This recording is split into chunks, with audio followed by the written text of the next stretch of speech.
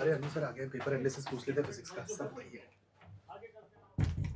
हाँ sir, physics का जो 5 अप्रैल का सेकंड शिफ्ट वाला पेपर था, उसका मेमोरी बेस्ड पेपर का फिजिक्स का एनालिसिस आ चुका है और इसके अंदर हम ये देख रहे हैं कि एज़ यूजुअल मैकेनिक्स के ऊपर वही 6 सवाल आए हैं और इस बार थोड़ा-सा एनर्जी के ऊपर बेस्ड है। रोटेशन में मोमेंट ऑफ इनर्शिया की जगह जो क्वेश्चंस आए हैं, वो आए हैं इसके ऊपर रोटेशनल काइनेटिक एनर्जी के ऊपर एक क्वेश्चन आया है और बाकी वैसे ही वर्क डन कैलकुलेशन के फ्रिक्शन के सवाल हैं, वो तो खैर बहुत ही प्लेन से हैं।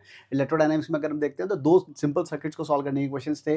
मैग्नेटिज्म के ऊपर 3 क्वेश्चंस थे। ईएमआई एसी के अंदर में हम ये देख रहे हैं कि एक बड़ा अच्छा-सा क्वेश्चन आया है जिसके अंदर अच्छी खासी इंटीग्रेशन लग रही है और हीट एंड थर्मोडायनामिक्स के ऊपर एक क्वेश्चन था जिसमें कैलोरीमेट्री के ऊपर सवाल था और नहीं एक्चुअली 2 क्वेश्चन थे, एक कैलोरीमेट्री के ऊपर था और ऐसे ही अगर हम लोग देखते हैं कि जो उसमें एक क्वेश्चन आया था आपका इलास्टिसिटी के ऊपर और ऐसे ही एक क्वेश्चन आया सरफेस टेंशन के ऊपर। एरर्स के ऊपर एज़ यूजुअल एक क्वेश्चन था, सेमीकंडक्टर्स के ऊपर भी एक ही सवाल आया था। और यहाँ पे ज़्यादातर क्वेश्चन जो थे वो बिल्कुल फ़ॉर्मूला बेस्ड थे। 2-3 या 4-5 4 क्वेश्चन हम ये मान सकते हैं जिसमें हम थोड़ी बहुत आपको कैलकुलेशन करनी पड़ेगी।